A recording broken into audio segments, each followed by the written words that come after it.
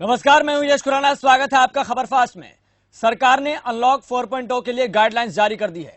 इसी के साथ ही करीब 5 महीने बाद केंद्र सरकार ने मेट्रो सेवा शुरू कर लोगों को रियायत भी दे दी है, जिसके बाद से ही लोगों के मन में मेट्रो में सफर करने को लेकर कई सवाल उठने लगे हैं और इन सवालों के लिए ही जवाब देने के लिए मेट्रो को लेकर गाइडलाइन जारी की जाएगी। तो गाइडलाइन के साथ शुरू होगी लाइफलाइन।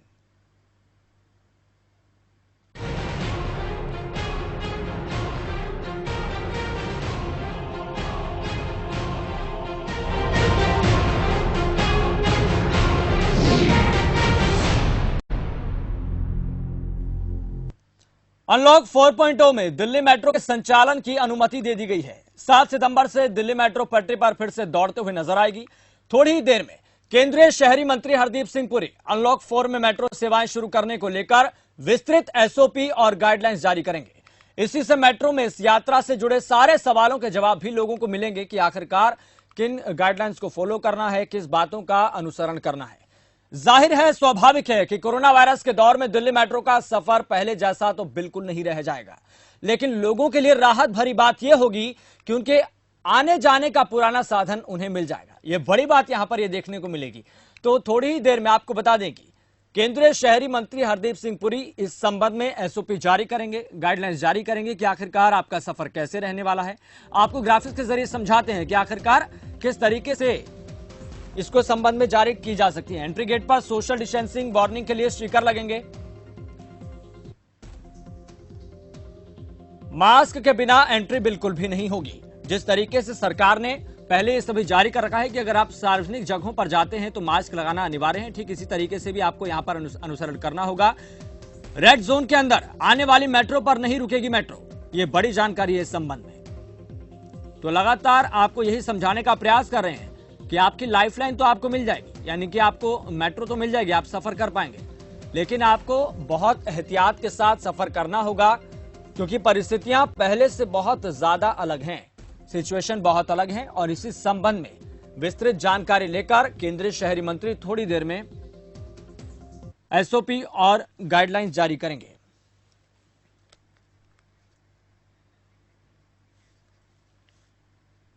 चलिए आपको बता दें कि इस खबर पर ज्यादा बातचीत के लिए हमारे साथ विधायक जुड़ गए हैं।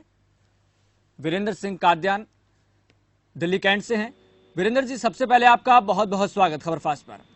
जी नमस्कार। वीरेंद्र जी, जिस तरीके से सरकार अब इस बात को लेकर भी कम से कम 5 महीने बाद ये बात जारी होने वाली है, इस संबंध में विस्तृत एसओपी और गाइडलाइन जारी होने वाली है, तो आप इसको किस नजरिए से देखते हैं कि जो, क्योंकि सफर जाहिर सी बात है कि पहले की तुलना में बहुत अलग होगा, पहले जैसा सफर नहीं होगा। जी, इसमें काफी दिनों के बाद ये मेट्रो शुरू होगी जी, और हमें एहतियात के तौर पर प्रॉपर सैनिटाइज करके प्रॉपर डिस्टेंस बना के मेट्रो के अंदर जो भी पॉसिबल है जी, वो रह के, और जब रेलवे स्टेशन पे भी जाएंगे तो उसमें भी डिस्टेंस बना के हाथ वगैरह सैनिटाइज करके एंट्री करने दें, ताकि यातायात नॉर्मल चालू हो सके। और अब जैसे श्री अरविंद केजरीवाल जी ने कहा है कि भाई अब हमें अपने काम धंधों की तरफ भी ध्यान देना पड़ेगा, ताकि सुचारू रूप से जिंदगी चल सके जी, आय के साधन पर बढ़ सके और लोग अपने काम धंधे पर आसानी से जा सकें। जी, इसमें आपको क्या लगता है कि सबसे बड़ी चुनौती क्या होगी? सबसे बड़ी चुनौती होगी कि ये एसी कोच हैं जी, इसको मद्देनजर रखते हुए हमें सलाह लेकर, स्पेशलिस्ट से सलाह लेके कुछ ऐसा किया जाए ताकि अगर मान लो कोई एसिम्प्टोमेटिक कोरोना पेशेंट है जी, तो उसका ये ना हो कि उससे ज्यादा संक्रमण फैल जाए जी, और भीड़ न होने से, जिसमें सीएसएफ वगैरह के जवान तैनात रहते हैं मेट्रो स्टेशन पर। और मुझे लगता है कि ज्यादा तकलीफ होगी क्योंकि बसों में भी लोग सफर कर रहे हैं जी, अब। एक बार तो बीच में बहुत ही कम हो गए थे कोरोना के पेशेंट, तो हो सकता है नहीं आनी चाहिए। जी, मैं एक रिपोर्ट पढ़ रहा था वीरेंद्र जी कि आखिरकार अब इस सूची में देखा जाए तो दिल्ली देश का दूसरा सबसे संक्रमित शहरों की फहरिस्त में आ गया है। तो ऐसे में एक दूसरी इसके साथ चुनौती ये होगी, क्योंकि अब मेट्रो सेवाएं भी अब बहाल होने वाली है, शुरू होने वाली है। तो ऐसे में जिस तरीके से आपने बताया कि असिम्प्टोमेटिक अगर कोई व्यक्ति आता है तो इस बात को कैसे सुनिश्चित आप करेंगे कि वह अंदर प्रवेश ना कर पाए और ताकि लोगों की जान को खतरा भी ना हो? इस बात को कैसे सुनिश्चित करेंगे? स्टेशन वगैरह तो खड़े रहते हैं, हमारे जो टेम्परेचर चेक करते हैं, जी और खुद भी हमें ये ध्यान रखना पड़ेगा कि भाई हम अपनी जिम्मेवारी लेते हुए टेस्ट दिल्ली सरकार करा रही है। 20,000 से अब 40,000 दिल्ली मुख्यमंत्री जी ने कहा है, जी टेस्टिंग वगैरह करा के रखें ताकि हम जब मेट्रो में सफर करें तो औरों को कम से कम बचा सकते हैं। जी। दिल्ली सरकार लगातार इस संबंध में सीरो सर्वे भी करा रही है, तो ऐसे में आपको क्या लगता है सीरो संबंध का और मेट्रो का चलना, इसको लेकर कितनी बड़ी चुनौती होगी? क्योंकि सीरो सर्वे के जो आंकड़े हैं कहीं ना कहीं एक बड़ी चुनौती सरकार के सामने पेश कर रहे हैं। सीरो सर्वे जो हो रहे हैं जी वो एजेंसी ग्राउंड पे जाके कर रही है, जी और उससे ये पता चल पा रहा है कि कितने लोगों को हो चुका है। जी दिल्ली के बारे में कहा गया कि जैसे आपने बताया कि इतने लाख हो चुके हैं, जी और बहुत से लोगों को जिनका टेस्ट नहीं हो पाया है, जी वो तो अपने आप ही एसिम्टोमेटिक से ज्यादा, क्योंकि वायरस काफी हल्का पड़ चुका है जी और ठीक हो गए हैं, जिससे मुझे लगता है कि इसमें कोई दिक्कत नहीं आएगी। सीरो सर्वे का इससे मेट्रो चलने से ज्यादा रिलेशन नहीं है। वीरेंद्र जी, एक सवाल एक और ये है, क्योंकि दिल्ली में जब भी कुछ फैसला लेना होता है, कि जब देखा जाता है कि खुद मुख्यमंत्री अरविंद केजरीवाल लोगों की राय जरूर लेते हैं, सुझाव लेते हैं, तो आपको क्या लगता है कि इसमें लोगों की राय ली गई है कि मेट्रो चले या फिर ना चले? क्योंकि इससे संक्रमण फैलने का भी खतरा और ज्यादा बढ़ जाएगा, क्योंकि दूसरे परिवहन भी चल रहे हैं, दूसरे भी वाहन चल रहे हैं। तो आपको लगता है कि अगर ये मेट्रो सेवाएं चालू होती है तो सरकार की चुनौती कम होगी लोगों के सफर को बहाल करने के लिए, और ये भी देखना कि आखिरकार डीएमआरसी को दिन प्रतिदिन घाटा हो रहा है? दिल्ली के मुख्यमंत्री श्री अरविंद केजरीवाल जी एक दूरदर्शी व्यक्ति हैं। जी वो सभी चीजों को मद्देनजर रखते हुए, प्रोज एंड कॉन्स सारी चीजों को मद्देनजर रखते हुए सभी लोगों से, स्पेशलिस्ट से, डॉक्टरों से सलाह लेकर ही कार्य करते हैं। वो अब तक उन्होंने जो भी कदम उठाए हैं, जैसे होम आइसोलेशन, कोविड के इतने अस्पताल बना दिए इतने ज्यादा, और टेस्टिंग सबसे ज्यादा दिल्ली में हो रही है। अरविंद केजरीवाल ने एहतियात के तौर पे दिल्ली में जो कुछ हो सकता था उन्होंने प्रयत्न किया है, और काफी हद तक कंट्रोल कर पाने में सफल हुए हैं, जिसको कि केंद्र सरकार ने भी सराहा है, और सरकारें भी इनको सराह रही हैं कि दिल्ली के मुख्यमंत्री जी ने कोरोना को कुछ कंट्रोल कर लिया लगभग। वीरेंद्र जी, मैं सोशल मीडिया पर कई लोगों की प्रतिक्रियाएं देख रहा था और पढ़ रहा था इस बारे में। उनका ये कहना था कहीं डीएमआरसी के इस घाटे को पाटने के लिए लगातार अरविंद केजरीवाल की तरफ से ये बात दबाव दिया जा रहा है केंद्र सरकार पर कि आप डीएमआरसी चालू करिए, मेट्रो चालू करिए, सफर चालू कीजिए, क्योंकि कई करोड़ों का घाटा हो चुका है डीएमआरसी को। मेरा पर्सनली ये मानना है जी कि लोग अभी भी काफी एहतियात बरत रहे हैं, और पहले की तरह तो भीड़ नहीं होने वाली।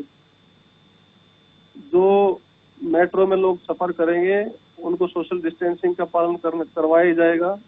जी प्लस लोग एक प्रकार से, जो बहुत सी ऐसी जगह हैं जहाँ पे लोग ड्यूटी और अपने काम धंधे पर आना जाना चाहते हैं, जी यातायात के साधनों की वजह से जो रुके हुए हैं और जिनको दिक्कतें फेस हो रही हैं, उन लोगों को एक प्रकार से सुविधा भी मिलेगी, और हमारा जो काम धंधे और सब कुछ रुका हुआ है, कम हो रहा है, वो सुचारू रूप से चालू होगा, क्योंकि कोरोना अभी समय लगेगा इसको ठीक होने में।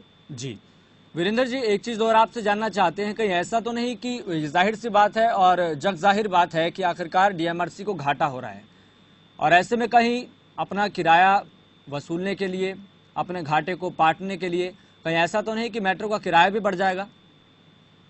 नहीं, किराया वगैरह कुछ नहीं बढ़ने वाला जी। और जो भी एक प्रकार से ये अपने डीटीसी बसें या मेट्रो, ये जो सरकारी साधन चलते हैं, यातायात के साधन चलते हैं, जिसमें लोगों को सुविधाएं का जी ध्यान रखा जाता है, न कि किराए का। जी जी। और इस संबंध में आपसे एक और सवाल यह है कि आपको लगता है कि जो पहले कोरोना की स्थिति थी दिल्ली में, लगातार उसकी पहले तारीफ तो नहीं हो रही थी इस बात को लेकर कि लगातार कोरोना के मामले बढ़ रहे हैं, सबसे ज्यादा 100 से ज्यादा लोग रोज मौत उनकी हो रही है, लेकिन अब आपको क्या लगता है कि परिस्थितियों में कितना बदलाव आया पहले की तुलना में और अब की तुलना में? एक बार के 100 के आसपास हो गई थी डेथ रेट जी। परंतु धीरे धीरे फिर वो कम होकर 10-11 तक भी आ गई थी। जी। जून और जुलाई के महीने में जो कहा जा रहा था कि भी काफी डेथ होंगी, काफी केसेस आ जाएंगे, परंतु श्री अरविंद केजरीवाल जी की जो प्लानिंग है जी उसकी वजह से, होम आइसोलेशन की वजह से, और जो बार बार फोन करके डॉक्टरों द्वारा पेशेंट से पूछा जाता है कि भाई उनको गाइडेंस दी जाती है प्रॉपर, जी काफी टेस्टिंग हुई है, तो वो घटकर 10-11 तक पहुंच गई थी। अब एक हफ्ते से थोड़े से केसों में वृद्धि हुई है, जी टेस्टिंग भी बढ़ी है। तो जी मुझे लगता है, हो सकता है कि कुछ मौसम परिवर्तन से कुछ फर्क पड़ रहा हो, लेकिन इसका भी समाधान निकाल लिया जाएगा और कोशिशें जारी हैं। मुख्यमंत्री जी लगातार मीटिंगें करके इसको कंट्रोल करने की भरसक प्रयास कर रहे हैं। जी। आपको लग रहा है कि दिल्ली मेट्रो को दोबारा से संचालित करने के लिए केंद्र सरकार का आपको और मतलब कि दिल्ली सरकार को पूरा सहयोग मिल पा रहा है? क्योंकि लगातार ये कहा जा रहा था, क्योंकि ये भी आरोप लगाए गए थे अरविंद केजरीवाल की तरफ से कि हम लगातार कह रहे हैं कि आप डीएमआरसी को इस बात की स्वीकार्यता दे दीजिए कि आखिरकार मेट्रो चालू हो जाए, सफर चालू हो जाए, क्योंकि यहाँ पर अब पहली जैसी परिस्थितियां नहीं है। लगातार केंद्र सरकार पर ये दबाव बनाया जा रहा था, आरोप लगाया जा रहा था। तो आपको लग रहा है कि शुरुआत से लेकर अब तक, चाहे ये मेट्रो चलाने को लेकर बात हो, पूरा सहयोग मिल रहा है केंद्र सरकार का?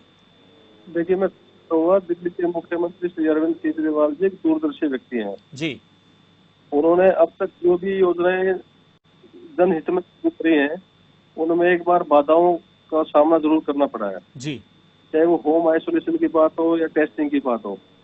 जी मुझे लगता है कि जनता के सहयोग से और भगवान के आशीर्वाद से सारी चीजें सुचारू हो गई।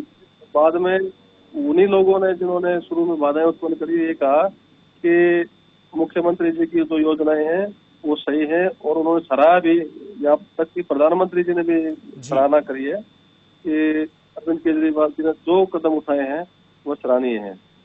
तो उसी प्रकार से आज घाट, जो भी व्यापारिक घाटा, क्योंकि जीवन चलाने के लिए हमें सब चीजों की जरूरत पड़ती है। जी जब हमारा रोजगार ही खत्म हो जाएंगे, काम धंधे बंद हो जाएंगे, तो आदमी और दूसरी समस्याओं से जूझ जाएगा।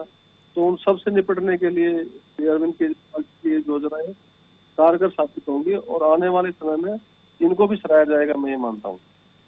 चलिए वीरेंद्र जी, बहुत बहुत धन्यवाद बातचीत करने के लिए, तमाम जानकारी बताने के लिए और साझा करने के लिए। आखिरकार किस तरीके से अरविंद केजरीवाल सरकार केंद्र सरकार के साथ समन्वय स्थापित करते हुए काम को आगे बढ़ा रही है, और जिस तरीके से वीरेंद्र जी ने बताया कि केंद्र सरकार के साथ समन्वय स्थापित करते हुए लगातार अरविंद केजरीवाल काम को कर रहे हैं, और ये बात भी कह रहे थे लंबे समय से कि आखिरकार दिल्ली की लाइफलाइन को दोबारा से संचालित किया जाए। चलिए यहां रुकते हैं छोटे से ब्रेक के लिए, जल्द हाजिर होंगे।